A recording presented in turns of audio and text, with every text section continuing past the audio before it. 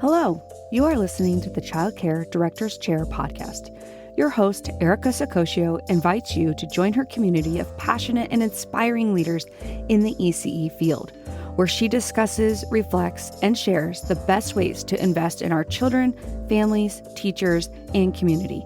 Because after all, we know they are the heartbeat of any successful program. Hey, did you know, according to the National Center for Education Statistics, nearly 90% of public schools in the U.S. have to either implement or update a safety plan each year due to various threats and emergencies? And I, this week, was one of those schools. I am working on my licensing, and part of our licensing is sending an updated emergency plan. And it really made me think about all the considerations that we have to have in place. So we're going to talk about that today, because emergencies can happen at any moment. And being unprepared can lead to confusion, panic, and even danger for the children in your care. And not only as a child care provider, but in my heart, as a parent, as somebody who loves children. And I will tell you from my deepest part of my heart, my child works in my center. Now, my child is big, obviously. She's grown up now, but that my child is in this building. My sister, my niece, my nephew. And I have this profound feeling of responsibility to ensure their safety and well-being of my family members and for my families who entrust their children with me.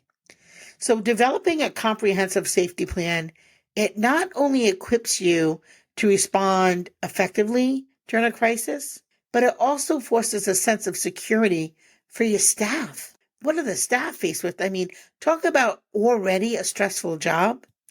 Now we have to worry about new things that we never had to worry about 10, 15 years ago. And maybe not never, but certainly a lot less frequently. And parents and children themselves, we have school-age children who are very keenly aware of the changing climate. And so we have to do everything we can to be proactive to mitigate risks and create an environment where learning and growth thrive even in the face of adversity. So today there are 12 things I want to talk to you about that you really need to consider when you're creating a safety plan for your child care center. Well, the first thing is we have to identify what are the risks? What are the hazards? So conducting a comprehensive assessment of your facility and the surroundings. Identifying potential risks like nearby highways, industrial zones, maybe natural disaster hotspots, and places that might be crime-prone areas. So that would be the first thing is what type of risks might you encounter? So then we can be better prepared when we're putting together our plan. You want to talk about what kind of spaces are you really vulnerable? So examine your physical layout of your facility. Is there a place that you can really make secure? So you want to check for unsecured windows, weak points of security, outdated playground equipment, and maybe areas that lack adequate lighting. We have a parking lot that could definitely use more lighting. And I have, one location that really has quite a bit of windows and glass, because many centers, as we move towards high quality, we're encouraged to have spaces, as we should, that have lots of natural light and lots of windows and places that you can open up and have fresh air circulate through the building. So sometimes the structure of your building doesn't always give you the best advantages. So you have to think about that and what can you do? What preventive measures can you do? So we were lucky and we were able to figure that out. And for my safety of my team, I'm not going to disclose our actual safety plan, but we were able to make some accommodations to make it much safer. The other thing is emergency contacts. Now, a lot of us use apps where we keep all of this digital information. But if there's an emergency and your building catches on fire and there's no internet or a tower goes down, I mean, if you have a natural disaster, you may not have internet. What other options do you have? So making sure that you have a list, make sure that you maintain it and it's up to date. Easily accessible for a list of emergency contacts that include your parents and guardians, the local police, fire departments, hospitals, any type of poison control, any numbers that you could potentially need, have them on and ready to go in a evacuation bag or kit of some kind. And if you have a hunker down space, make sure that you have cell phones or some type of way to communicate. We actually even have walkie-talkies at our school, believe it or not. And I love them. We use them to talk to each other throughout the building. If someone's out on the playground and they need assistance right away. So I love walkie-talkies because then we're not dependent on internet signals and we're able to communicate outside of our school as well if needed. You want to think about accessibility too. Distribute this information in a digital format for staff and post physical copies in common areas so you have both. And use password protected documents for safety information and ensure that all staff members know where to find it. Because you don't want your plans all loosey-goosey out there that anybody can get a hold of and know exactly what your plan is, where you're going. So that really has to be very confidential. We have to hunker down, and other times we have to think about if we're going to evacuate. Now, I am lucky I have 2 locations that are right across the street from each other, and then another one that's just about maybe 2 miles up the road. So that does give us some flexibility. If I need to move children from one school to another, we can do that pretty quickly. Also, being a school age program, we do have transportation, safe transportation for children, where we can move children off site if we need to. And we're also near a few evacuation sites. So, we want to make sure you have a map out of the routes, clearly define primary and secondary evacuation routes, using color-coded maps to display in each area, in each classroom, and include clear instructions on what to do if the primary route is blocked, which is one of the reasons when you do fire drills, they have you do obstructed and non-obstructed. Your safety plan in a while, and we know staff, unfortunately, in many centers is changing, pretty frequently, sadly to say, but you got to make sure that this is part of your onboarding and that people know. And that's like the first thing that I think you should show them, right? Even before you show them how to punch in. You're in my building. God forbid there's an emergency. Here's how you get out. That really should be probably within the first 30 minutes that they're in your building. They need to know that. Because again, emergency can happen at any minute. Accessibility, you want to ensure that evacuation routes, they're clear of obstacles and can accommodate all children, including those with mobility challenges.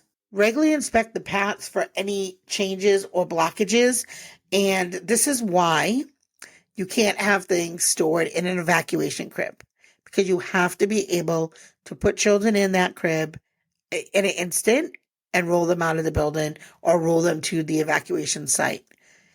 So it's very easy if you're in a classroom that has, 12 busy toddlers to have things that might be in the way of your evacuation crib. You have to make sure that it is free and ready to go for your safety and your students. And I think that is something that for you directors out there, that this is something you check and expect frequently to make sure that that people understand that is a lifeline for somebody. It really is. So, and then, just like when you were a kid, I'm sure that your parents said, this is where we meet at home if there's a fire. So you want to make sure that you're thinking about where are the assembly points. So designate locations that are safe, where the select group of folks will go outside the facility, ensuring they are far enough away to avoid hazards. And consider locations that are recognizable for children and staff that are easy. Maybe your playground is, pretty far away from your building. So maybe you meet there, or the far edge of the parking lot. Or maybe you have, a neighbor's yard that is far away from the building, you have good rapport with them, maybe you go there. So, you have to think about it though. What folks can you count on when there's an emergency? Now, I say my neighbors because one of my locations is in a residential area, and then two are on a main road, but they are very close to several other businesses. So, make a plan that you have some support during these times of emergencies. You have to make sure that you are regularly practicing moving to those assembly points during drills. And assign staff roles for counting heads to ensure children know how to identify their teachers during evacuation. So we play a game with our kids called Hide and Seek on Miss Erica, and the teacher will go, "We're going to hide," and the kids know exactly what to do. And it doesn't stress them out. They think it's a game, and they move very, very quickly. But you want to practice as much as you can to make sure that children are moving and the teachers can quickly count their heads, and that each staff member knows their part. Who's going to call 911? Who's going to evacuate the kids? All the different pieces. Who's going to communicate and contact parents? So have something in place. And my team took a training through FEMA, which was an excellent training. And I don't know if it counts for PD in every state, but I'll tell you, it was an excellent training, and it covered all types of emergency evacuations. One of those sections was weather and what to do during weather. So between floods and fires and hurricanes and tornadoes, you really have to be prepared. So develop a detailed procedure for various weather-related emergencies, such as those tornadoes, hurricanes, and severe storms, which we really get severe storms here in Rhode Island during the summer. And designate a specific shelter location and create a checklist for what to do before, during, and after the event. And what is your communication strategy? So you want to implement a reliable system for receiving weather alerts, such as a weather radio or a smartphone app, but establish protocols for notifying staff and families about severe weather warnings in a timely manner. Now, some parts of the country, that's going to be much more frequently used than others. But again, still important to do it. We've had tornadoes touch down here in Rhode Island, which is not typical, but it does happen. And then, of course, lockdown procedures. Nobody wants to talk about it, but we have to. So make sure that you create a detailed step-by-step lockdown procedure, including instructions for securing the doors, covering windows, maintaining silence. Clearly communicate the difference between a lockdown drill and other emergency protocols, which is probably something that we could probably get better at. So that might be something, again, being reflective, we could probably do a little better at that. And I think I'm going to have a safety professional come on our show. I just had to do it for my school. It really just has been on my mind. So I thought, if it's on my mind, it could be on your mind. And if it's not on your mind, I want to put it on your radar. Practice those drills as much as you can. Schedule those regular lockdown drills to familiarize the staff and the children with procedures. And use the drills to reinforce the importance of remaining calm and quiet during an actual emergency. Find an emergency professional in your state, somebody who could come out to your school and walk your school with you, because they may see pros and cons that you don't see. They may say, this is a great location, but here's a spot that's even better. And they can tell you, you don't have any great spots at all. Here are some alternatives. So I think it's really important to reach out if you don't have a safety officer at your school. Maybe that's an investment that some have made at this point. But if you don't, you can create a plan. No. But what I do hope that today's podcast will do for you is make you make a list of questions that you need to consider, think about, and figure out. So a communication plan, like the method of communication. Decide on primary communication methods for emergencies. Maybe it's a group text. Maybe it's a dedicated app. Maybe it's a public address system, which we use for snow if we're closed. Test those methods out regularly to ensure that they function effectively. And of course, family notification. You want to develop a clear system for quickly notifying families during emergencies. Now, for some of us, we do have an app, and if the app works great, I can text all of my families in about 1 second. Provide templates for messages to streamline communication, and consider using automated messages for rapid updates. So, there's a variety of ways to do it, but put something in place. Something in place is better than nothing in place. And then having your something in place looked at by a professional. And maybe it's you talk to someone at your local fire or your local police station. Maybe somebody can come out from there. We do Fire Safety Week and all the folks come out, see the fire truck and all of that. Maybe it's a great time then to make those connections and say, hey, can we also schedule you to come out and give us some guidance around if we have to evacuate the building due to an emergency. So those are just some suggestions. Obviously, staff training, ongoing education, offer regular training sessions covering emergency procedures, first aid, CPR, how to handle different types of crises, and consider using simulations for real life scenarios. Now, for those of us who worked in childcare for a long time, unfortunately, we've seen several real life scenarios, right? Maybe you've seen a child fall, get a broken arm or a broken leg, or maybe you live in a part of the country that has natural disasters more frequently than others. And role assignments. Make sure that there are clearly defined roles and responsibilities for each staff member during emergencies. And ensure that they understand their specific tasks. So you can't just tell somebody you're the communication person and then not have a checklist of what does that mean. So, and keep a roster of trained staff members for quick reference. And I think everybody should take that FEMA training. And there could be other ones. So if there are other ones that you know about, please share in the comments below. We'll be happy to include them as we start to dig into this topic a little bit more. And then, of course, be sure that you are aware of children who may have diverse needs, right? You may have those in your care that have a disability or medical condition. So you may have to tailor some of your safety plan to ensure that all children can be safely evacuated and sheltered. Include children with special needs in the drills so that it isn't their first time when something happens. And provide additional support or modifications to ensure that they feel comfortable and confident in emergency situations. Now, we talked about making sure that the parents are notified, but also I think parents should be involved. So maybe providing workshops and meetings where you can host a workshop for parents to discuss the safety plan, answer questions, gather their feedback, and create an open dialogue about safety concerns and suggestions.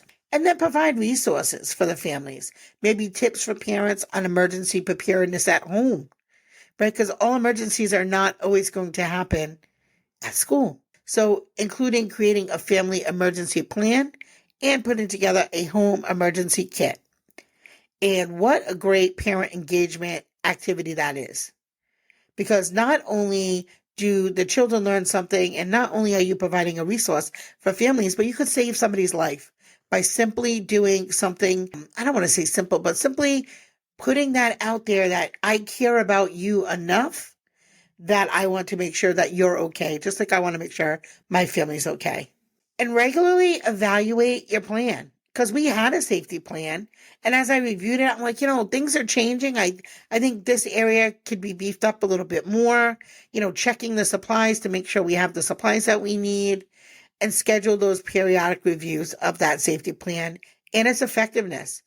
And you'll know too by your drills, by the questions that your staff ask, by real life events, and gather the input from your staff and the parents and local authorities for continuous improvement. Because once you have one, again, things change. Adapt to changes, be prepared to update your plan based on new information and changes in drills. And the lessons that you learn from the drills, like real life emergencies. And keep documentation of the changes to make, for future references. Like if you change something in the policy and a year later somebody is, in there like, why did you change it? Just so there's some documentation of what was changed and why it was changed. And don't forget to tap out to your community resources, partner with local emergency services to provide training and support, and conduct regular safety workshops. I say your folks that do first aid and CPR, those are great ways to really know what to do. That I really do prefer in-person trainings, because especially like CPR and first aid, where you have the ability to use the breathing dummy and really wrap up a splint, and just hands-on, I think it gives folks a little bit more of a feeling of confidence and being able to do it rather than just read about it. And there's so many great organizations like the Red Cross or your local health department that have tons of materials tailored specifically on emergency preparedness and specifically for childcare centers. Now, it's one of those checklists, I would say, would be, what are you going to put in your emergency box? So you need a first aid kit. What do you need in your first aid kit? Well, you can pull a comprehensive guide pretty much off of anywhere, but I would say off the top of my head, you're going to need a first aid kit with Band-Aids, gauze, adhesive tape, antiseptic wipes, scissors, tweezers, gloves, and a manual for basic first aid and CPR procedures. And make sure that it's regularly stocked and checked for expired items too, because if it's in your emergency box, there's a good chance you've packed all those things in and haven't had to use it, hopefully ever.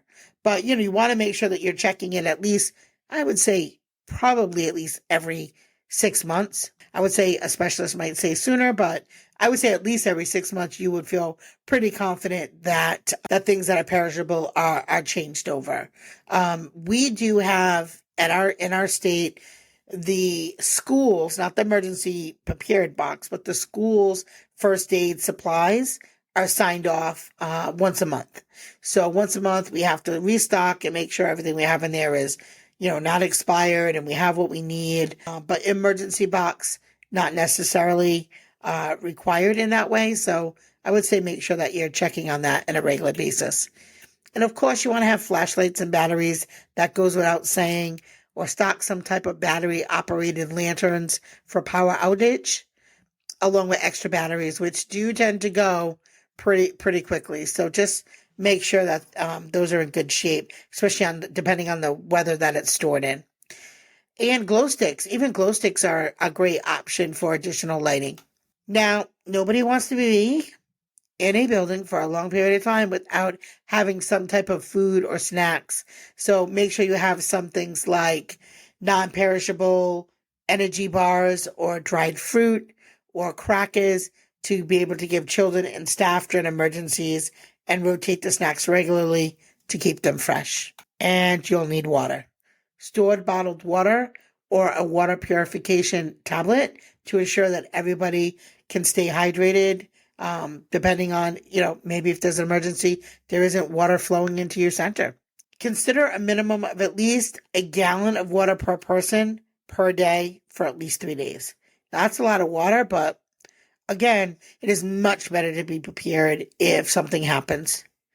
And things to make people be safe and comfortable, like blankets, lightweight blankets for warmth, or I'm not really sure the exact name, but the metal, I want to say Mylar blankets are excellent for emergency situations for their insulation properties and being small. They don't take a lot of space. And hygiene supplies, hand sanitizer, wet wipes, toilet paper, those types of things have on hand. Emergency whistles should also be in your emergency box, and some safety masks, I think, could really help, especially if there is dust or smoke that needs to be protected from. So, and make sure that they're age appropriate and that they're comfortable for children to wear. You might want to have some fun things for children to do while they're waiting, maybe books, coloring supplies, small toys, things like that, that could keep them occupied and calm during an emergency. And also make sure that you include quiet things that require minimal supervision. So all in all, I think there's so many things to consider, but I want you to think about that. the things I talked about today. I hope that it will at least spark your thinking to say, I haven't reviewed this in a while. Let me check and see where our supplies are at. Maybe I should reach out to a specialist and be as prepared as possible.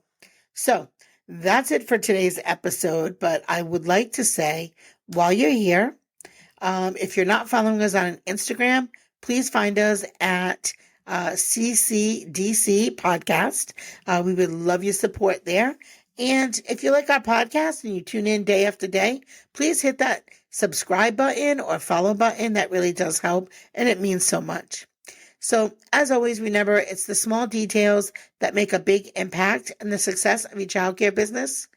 That's all for today. Have a great day. Well, all the cute little kiddos have been picked up and it's time to go home. And that'll do it for another episode of the Child Care Director's Chair. Please leave a review so Erica knows the information is helping you to manage and improve your childcare centers. Remember to subscribe to get the latest episode from Erica's Child Care Director's Chair.